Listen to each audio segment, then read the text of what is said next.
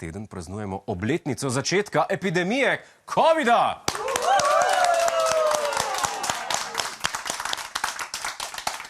Ta publika ploska čemorkoli. Vlada dvignila davke. Čakalne vrste se daljšajo. Yes! V glavnem mineva natanko 5 let, odkar je takratni premijer Mirko Serpentinšek dejal: "Zdaj pa tega dosti več vas ne vidim zbajt." To je bil natančen citat iz tiste tiskovke, se meni zdi.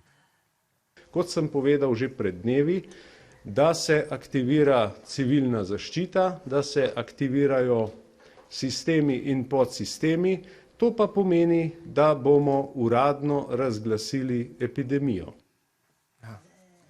Skoraj natančno sem povedal. No.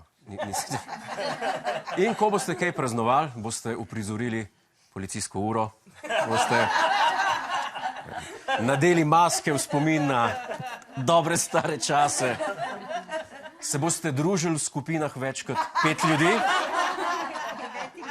ob 9 doma, ja. Boste drug drugmu kihali v obraz, ja. Boste šli, to pa najbolj poredno, v sosednjo občino v mesnico po perutničke. Jaz vem, kako bom praznoval. Na stopnišču od Frančiškanskem jedu burek pa čakal na kazen. To je bilo v modi, ne? Vsak po svoje se veseli. Prejšnji teden smo lepo pogledali trenutno stanje v svetu in ga primerjali s stanjem pri nas. Če ste gledali, ste lahko videli, da se v svetu dogajajo veliki premiki, medtem ko v Sloveniji razsajajo garje. Vemo, Jure, vemo!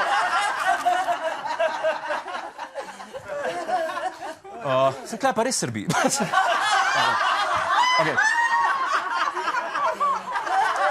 Dajmo pogledati, če smo ta teden kaj napredovali, ker, lejte, tako iskreno bom povedal, svet še vedno neusmiljeno drvi naprej. 3. svetovna vojna se bliža, Trump uvaja carine, Kijev, Moskva se pogajata za primirje, EU se oborožuje. Ali se je v Sloveniji zgodil kakšen velik premik vmes? Trop divjih prašičev, našteli so jih kar 36, napada 200 vaščanov Lukovcev v sevniški občini. Razrili so že pol vasi, prebivalci so obupani. Zdaj, če bomo tako nadaljevali, bomo čez 5 let imeli kugo. Jaz mislim, da končno vem, kaj je ta naša Slovenija. Dolga leta sem se spraševal, pa nikoli mi ni bilo jasno, pa sem gledal poročila, pa sem bral knjige za nazaj. Zdaj mi je pa končno jasno. Slovenija je v resnici 5. sezona Monty Pythona. 5. sezona, ki traja že 34 let. In ni videti konca.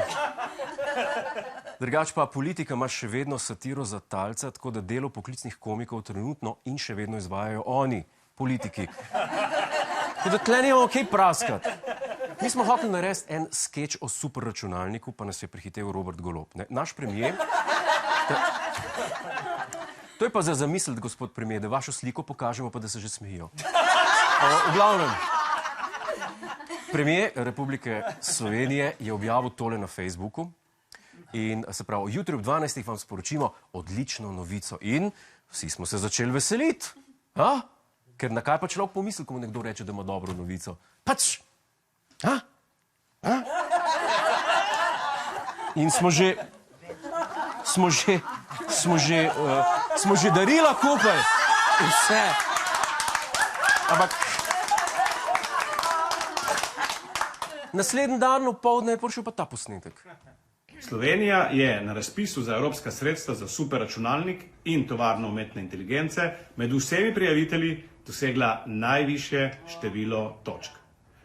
Ja, na razpisu za superračunalnik in za tovarno umetne inteligence. Očitno je res rabimo, ker naravne inteligence očitno nimamo nič. In kaj naj zdaj jaz naredim? To je narejen skeč, tle nimaš več kaj. Jaz bi lahko šel, ne vem, v vode, da bi rekel, ja, jasno, se imamo tistih nekaj tisoč superračunalnikov oziroma računalnikov v skladišču, ne? Če jih skupaj zvežeš, verjetno ne izdobiš enega superračunalnika. Ali pa ne vem, da smo dobili v test ta superračunalnik, da ga imamo tle. izvaja tudi najzahtevnejše operacije. Recimo 12x2 je 24. Wow. Ampak vse to ni pol toliko smešno, kot naš premier, ki to napoveduje. Hej, preden greš, klikni tukaj in se naroči na naš YouTube kanal. Imamo pa tudi TikTok, Instagram in Facebook, tako da le urno.